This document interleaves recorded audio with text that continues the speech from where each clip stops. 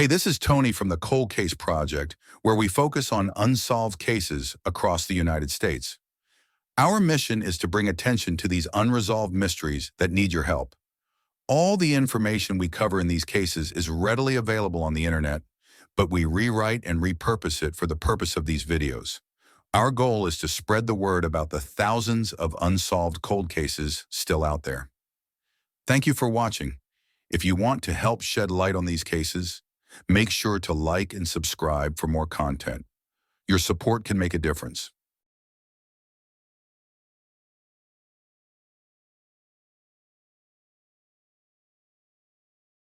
Amy Dearwitt's life took a tragic turn in the early summer of 2001.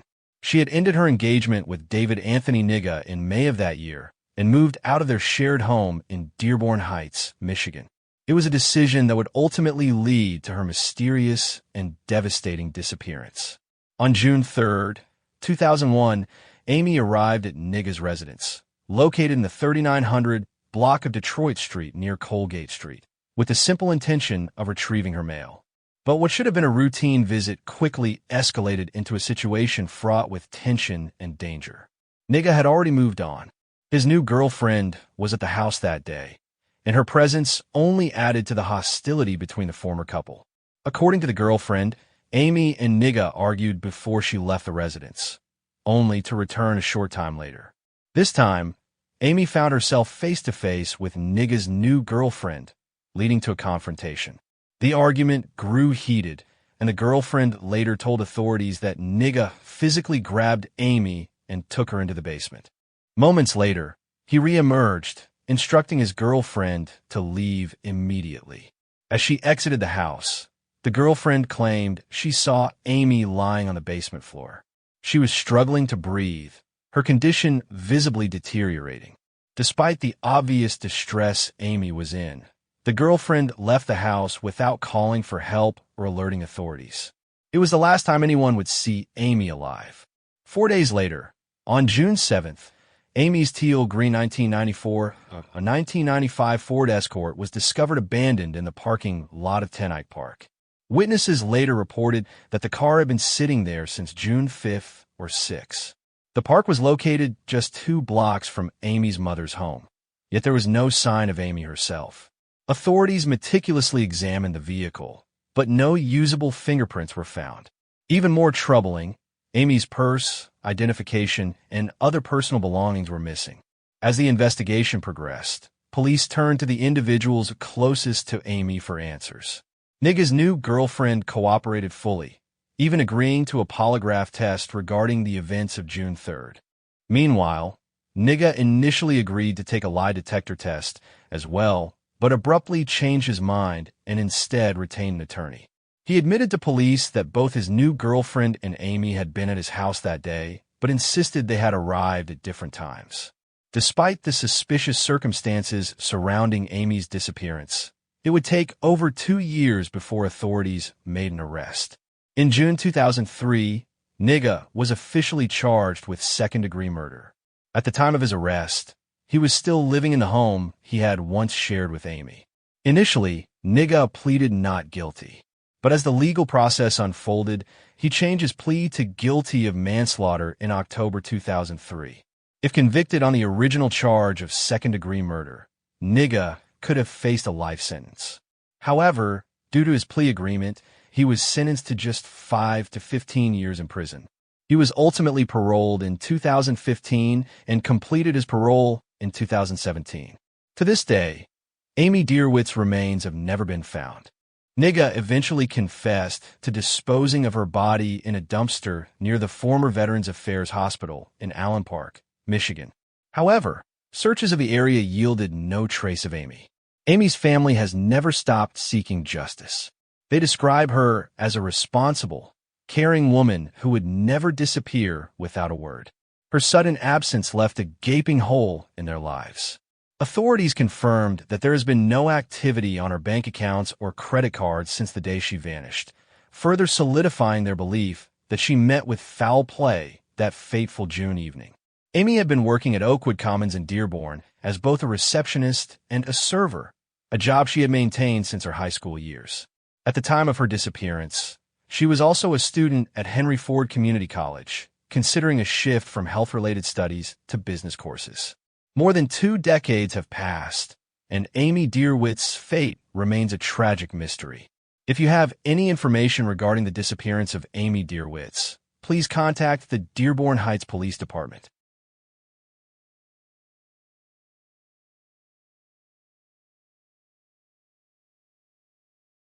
Diane Corba's disappearance remains one of Michigan's most haunting cold cases, entangled with deception, tragedy, and a convicted murderer who still refuses to reveal where her body lies. Diane Corba's family last heard from her in May 1979. When weeks passed without any word, her relatives became alarmed. By July 20th, 1979, they reported her missing. At the time of her disappearance, Diane had been living in Luther, Michigan, a rural community in Lake County, and was romantically involved with a married man, Clarence Oliver Ollie. Bean Jr. The relationship was tumultuous, and Diane was pregnant with her second child by him. She also had a teenage daughter from a previous relationship. Bean, a man known for his domineering and sometimes violent behavior, told authorities an outlandish story about Diane's whereabouts. According to him, she had decided to leave for California with an unidentified woman and had taken American Flight 191 out of O'Hare Airport in Chicago on May 25, 1979. That plane, a McDonnell Douglas DC-10, tragically crashed shortly after takeoff, killing all 271 people on board and 2 bystanders on the ground. It remains one of the deadliest aviation disasters in U.S. history. Diane's family was devastated but determined to verify whether she was indeed on the flight. They hired an attorney and pressed investigators to comb through passenger records. A coroner working on the crash victims' identifications confirmed that Diane Corba was not among them. It became clear that Ollie's story was a fabrication. Despite this revelation, Diane's case went cold. There are no signs of her, no paper trail, and no remains. The investigation stalled as authorities lacked physical evidence or direct witnesses to a crime. In May 1980, before investigators could administer a polygraph test to Ollie, he abruptly moved to Oregon with his wife, Judy Bean, and their children, including the son he had fathered with Diane. Though he was questioned there by authorities, he offered no further details, maintaining that Diane had simply left. For nearly 2 decades, Diane's case remained a mystery. But in 1999, everything changed. Judy Bean, who had since divorced Ollie after 32 years of marriage, came forward with a chilling account. She revealed that Ollie had admitted to murdering Diane and had even taken her to see where he'd buried her body. According to Judy, on May 24, 1979, Ollie drove her down a desolate road near Bristol, Michigan, deep in the woods, to a site where he had concealed Diane's remains. He had cut down a large tree to obscure the burial site and had placed Diane face down in the ground after stripping her of any jewelry. He had shot her to death, ensuring she would never leave him or expose their affair. Judy's testimony reignited the investigation, and in 2001, authorities arrested Ollie Bean. During his trial, forensic pathologists testified that every victim of Flight 191 had been identified and accounted for. There was no possible way Diane had been on that plane. Bean, however, stuck to his original claim, insisting Diane had left on her own accord and was still alive somewhere in California. The jury did not believe him. In August 2001, Clarence Oliver Bean Jr. was convicted of second-degree murder. Despite the conviction, Diane's body has never been recovered. Diane's disappearance and murder left her children without their mother. Her teenage daughter, now an adult with children of her own, has spoken about the pain of losing her mother and the frustration of never having closure. She always believed her mother had not abandoned her and never wavered in her belief that Ollie was responsible. Tragically, Diane's son, the child she had with Ollie, was killed in a car accident in 2004, never getting the chance to know his mother's full story. More than 4 decades later, Diane Corba remains missing. Though her killer was brought to justice, her family still hopes that one day her remains will be found, allowing them to lay her to rest. Authorities continue to urge anyone with knowledge of her burial site to come forward.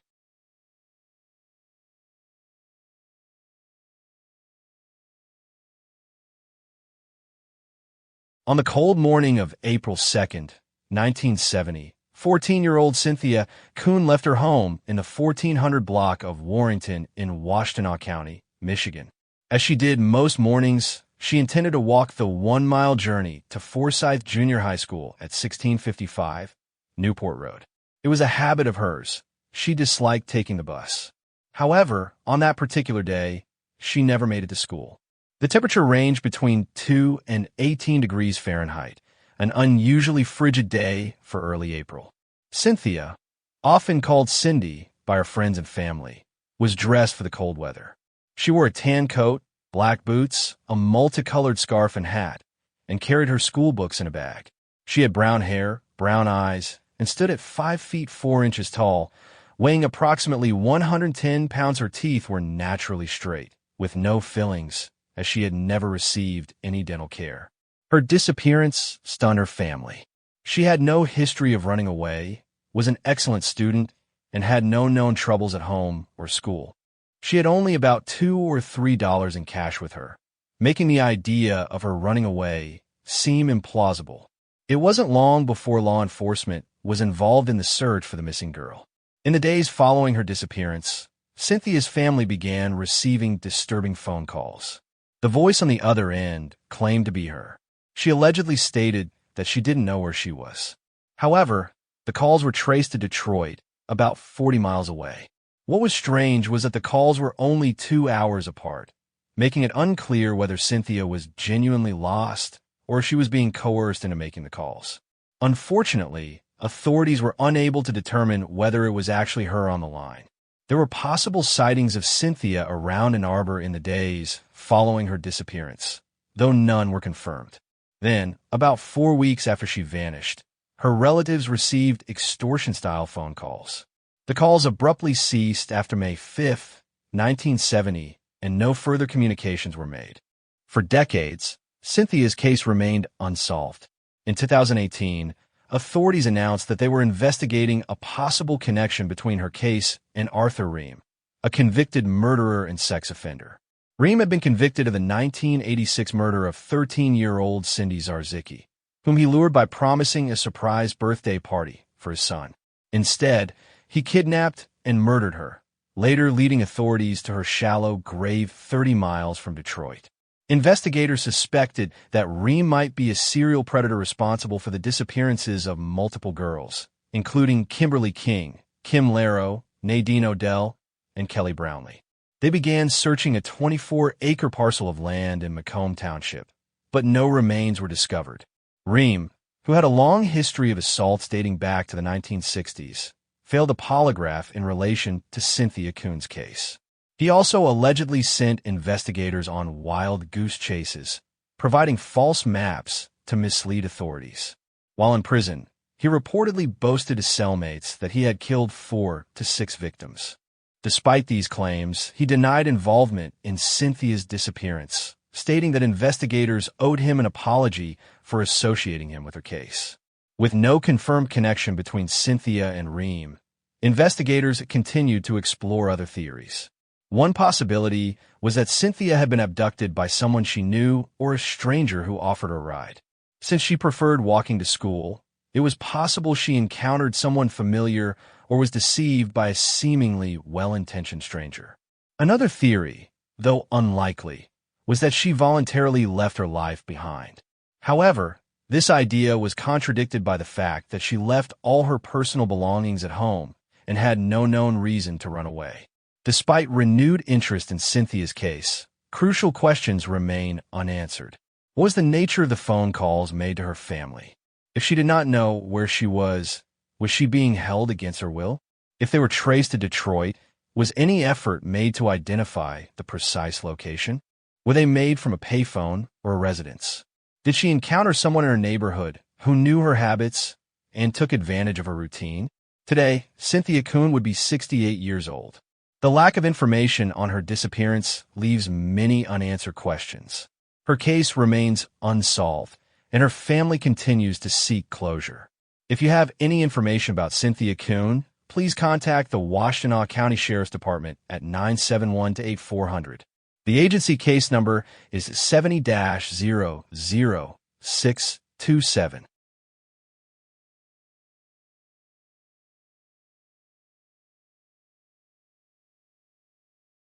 Catherine Davidson's disappearance in 1973 was, at first, a tragic mystery, a child lost in the wilderness.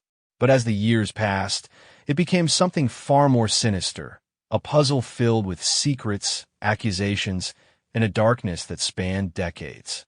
Catherine, a young girl from Chicago, Illinois, was reported missing on September 1st, 1973. She had gone with her family to Warren Dunes State Park in Sawyer, Michigan, for what was supposed to be an enjoyable picnic outing. According to her father, Robert, and stepmother, Anna, while they unpacked the car, Catherine and her 5 older siblings went off to explore Painterville Drain, a small creek that emptied into Lake Michigan. 15 minutes later, the other children returned to the car. Catherine never did. An extensive search of the area turned up nothing but a pair of green underpants, though it was never confirmed whether they belonged to Catherine. The police found nothing else, no footprints, no items of clothing, no clues about where she could have gone. The assumption was that she had wandered off and either gotten lost in the woods or been pulled into the lake by a riptide. But something about the Davidsons' behavior set off alarm bells. Witnesses reported that just 3 days into the search, Robert and Anna were seen sitting in a car with another couple, drinking and laughing, seemingly unconcerned that their daughter was missing. Though police were suspicious, there was no concrete evidence at the time to suggest they had any involvement in Catherine's disappearance. The Davidson children all supported their parents' version of events. With no further leads, the case went cold. More than 30 years later, a shocking revelation emerged. Joy Davidson, a daughter born after Catherine vanished, walked into a police station with a horrifying account. She claimed that her older siblings had told her Catherine had never been at the park that day at all. Instead, they confided that Anna, her mother, had bound and gagged Catherine and locked her in a closet at their home in Chicago. Throughout the night, the other children heard scratching noises from inside the closet, until suddenly the sound stopped. When one of the siblings finally opened the door, they found Catherine curled up in a fetal position. She was dead. Rather than report Catherine's death, Anna and Robert covered it up. What happened to her body remains unknown. After Catherine's disappearance, the Davidsons seemed to reinvent themselves. They moved to Zebulon, Georgia, and later to rural Florida, turning to religion in a way that went beyond simple faith. By the mid-1980s, Robert and Anna had founded the House of Prayer for All People, an insular religious group that operated under a strict Old Testament-style belief system. Members were required to give up their personal possessions, adhere to a kosher diet, and wear full-length robes and head coverings. Though Robert died in 1988, Anna's control over the cult only grew. She enforced a rigid, brutal doctrine, meting out punishments for perceived sins. These punishments included public humiliation, starvation, and severe beatings, often targeting children. One child, a 2-year-old boy named Marcos Cruz, was taken in by the group, but later abandoned at a church in Puerto Rico. His fate remains unknown. Another child, a 12-year-old girl, was subjected to a bleach bath so severe that it burned her skin. She was then tied to a bed and left untreated. When her parents finally took her to a hospital, Anna was arrested for child abuse. But before she could be sentenced, she fled, taking Joy with her. The House of Prayer dissolved, and Anna spent years as a fugitive. It wasn't until 2000 that she was finally located in Alton, Illinois, and sentenced to 6 months in jail for the abuse case. After serving her time, she resurfaced in Cobb County, Georgia, leading a quiet life for over a decade. But her past would not remain buried. In 2017, Joy came forward again, this time with information about another death. She told police that while living in the House of Prayer, she had witnessed her mother starve and beat a toddler to death. The child, known as Moses Young within the group, was later identified as Eamon Harper. Witnesses reported seeing Anna place Eamon's body in a straw hamper before burning it. When questioned, Anna claimed she had given the child away to be raised by monks. In December 2017, Anna was arrested and charged with Eamon's murder. Soon, more horrifying stories emerged. One former cult member recounted how Anna forced others to whip and starve a 2-year-old girl, Katonia Jackson, who suffered from epilepsy. Anna also withheld Katonia's medication, and the child died. Though her death had initially been classified as natural, investigators reopened the case and charged Anna with manslaughter. In February 2021, Anna Young pleaded no contest to second-degree murder in Eamon's case and manslaughter in Katonia's case. She was sentenced to 30 years in prison. She served only 33 days before dying at the age of 79. Throughout all, no one has ever been charged in Catherine Davidson's disappearance.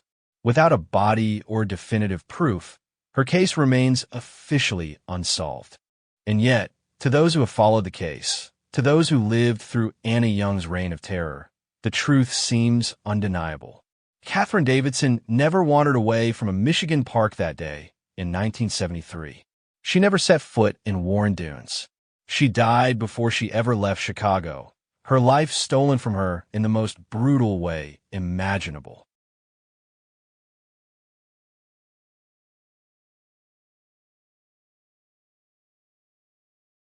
Robert Dale Jr. was last seen in Sault Ste. Marie, Michigan, on May 18, 1996.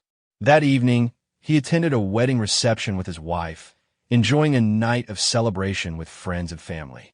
Following the reception, several attendees, including Robert and his wife, planned to continue the night at the Downtowner Bar, a popular local establishment.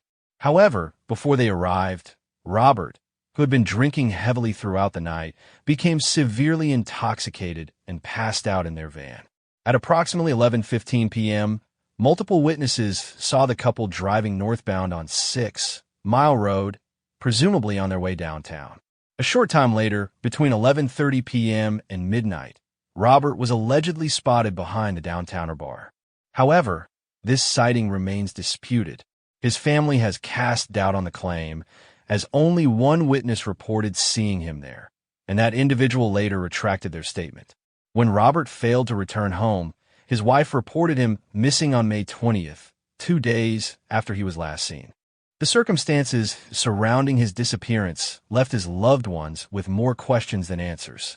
He had no significant amount of cash, credit cards, or personal belongings that would indicate a plan to leave voluntarily. His family firmly believed that he had no reason to walk away from his life, especially considering his strong bond with his 3 sons and his stable employment as a carpenter at Chicha Construction. Local authorities launched an investigation into Robert's disappearance, but despite extensive searches, no trace of him was ever found. Law enforcement officials did not believe he left of his own accord. Given the lack of evidence pointing to voluntary disappearance, speculation of foul play began to take hold within his family and the community. Rumors swirled about possible altercations or incidents that may have occurred the night he vanished. Some speculated that he might have gotten into an argument with someone at the bar or along the way. Others suggested that he could have been targeted due to an unknown dispute. However, without concrete evidence, these theories remain just that, speculation. The reported sighting of Robert behind the bar became a focal point of the investigation, but as the witness recanted their account, authorities were left with even fewer leads to pursue. Some members of the community questioned whether Robert had ever made it downtown at all, or if something had happened to him before he reached the bar. As time passed, the case grew colder. Despite continued efforts by his family and law enforcement, no new information surfaced. Investigators followed every lead they received, but none led to a resolution. With no body, no evidence of foul play, and no confirmed sightings after the wedding reception, Robert Dale Jr.'s disappearance remains an enduring mystery.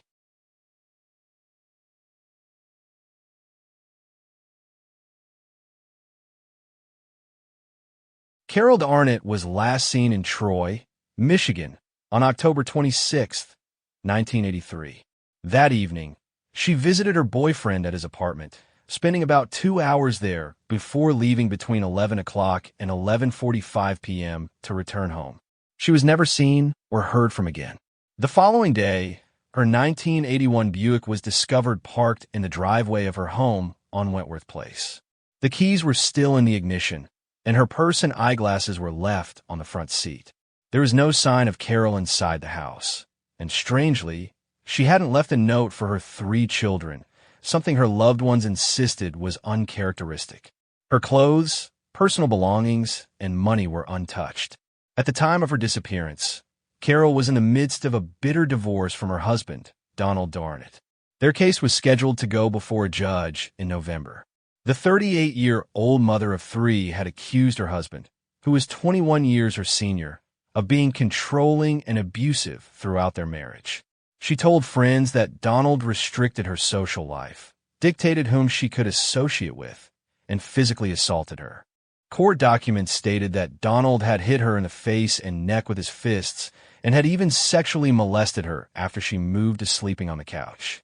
On at least one occasion, Carol took proactive measures out of fear.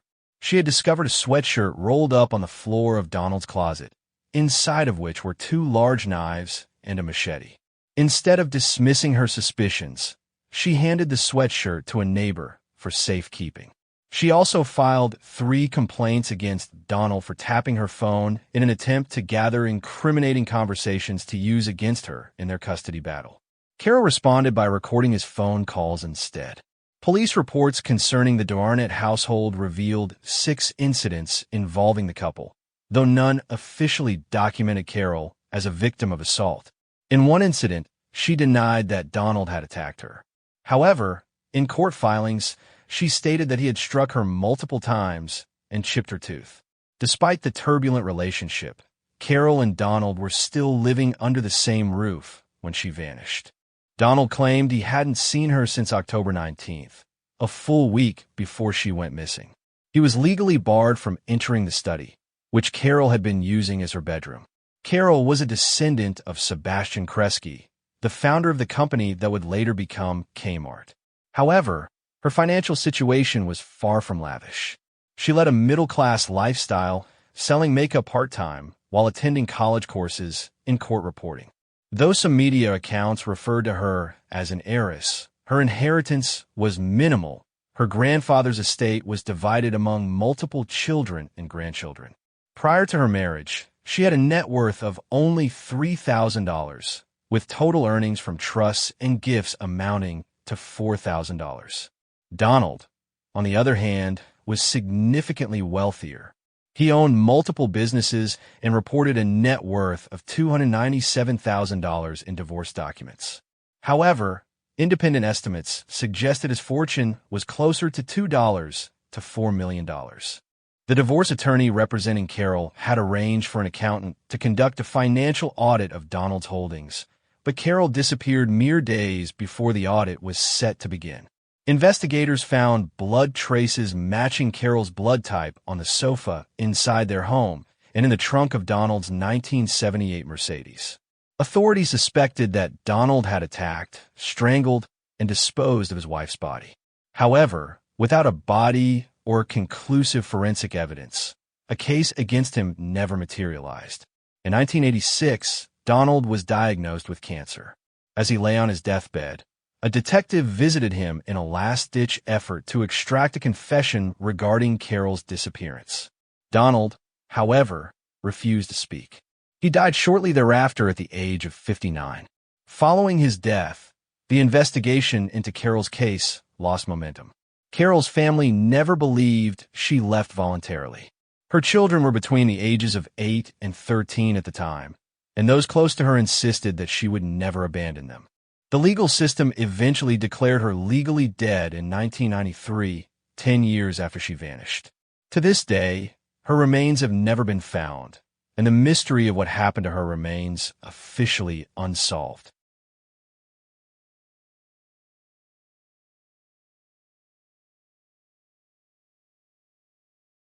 On the evening of January 6, 1991, Charles Brandt Jr. was last seen in his quiet neighborhood in Temperance, Michigan. A transplant from New York, He had moved to the Midwest after his job relocated him to Toledo, Ohio, just across the state border. By all accounts, Brandt was living a comfortable life, staying in regular contact with his ex-wife and 2 daughters back in New York, as well as his mother, whom he called weekly. When the calls abruptly stopped, his family knew something was terribly wrong. Days passed with no word from Brandt, and concern turned to panic. His mother reported him missing, and authorities soon launched an investigation that led them to his home. Inside, police found a troubling scene. His house was in disarray, as if it had been hastily searched or left in a struggle. Several of his personal belongings were missing, and most ominously, so was his black 1982 Chevrolet Blazer. 2 weeks later, a discovery deepened the mystery. Brandt's vehicle was located, abandoned, at the Toledo Express Airport. The find raised more questions than it answered. Had he left voluntarily? Had someone driven his car there to throw off investigators? Police, however, were already working with a grim theory, one that involved the seedy underbelly of organized crime. Brandt, it turned out, had been treading in treacherous waters. Although he kept up appearances as a working professional, he had become involved with drugs, an aspect of his life he carefully hid from his family. As investigators began unraveling his associations, a troubling pattern emerged. He was romantically involved with a woman who had ties to a notorious local motorcycle gang. Worse yet, he owed a staggering $30,000 to a known gang member, a debt that suggested he was in deep trouble. One chilling detail stood out. In the days leading up to his disappearance, Brandt had discovered a black rose left on the windshield of his car. Authorities recognized this as a well-known death threat, an ominous sign that he had likely crossed a line from which there was no return. Law enforcement quickly honed in on the possibility that Brandt had been abducted and murdered. The gang he was linked to had a reputation for ruthless enforcement of its own rules, and debtors who failed to pay often met violent ends. The nature of Brandt's associations, coupled with his substantial debt and his entanglement with another gang member's girlfriend, painted a dangerous picture. If the gang had, in fact, taken action against him, it was likely that his fate was sealed on or shortly after the night of January 6th. Some theories suggest that he was taken somewhere secluded and executed, his body disposed of in a manner ensuring it would never be found. Others speculate that his body may have been dumped in the waters of the nearby Great Lakes or buried in an undisclosed location. Despite compelling evidence pointing to foul play, Brandt's case remains open and unsolved. No arrests have ever been made, and law enforcement has been unable to gather enough solid evidence to charge any suspects. Members of the motorcycle gang who were believed to be involved have since scattered or passed away, further complicating efforts to uncover the truth. Charles Brandt Jr. remains classified as a missing person, his fate unknown, his case a chilling example of how the dangerous world of drugs and crime can consume even those who try to keep one foot in a normal life. With no body, no witnesses willing to talk, and no concrete evidence, the mystery of his disappearance continues to haunt those who knew him.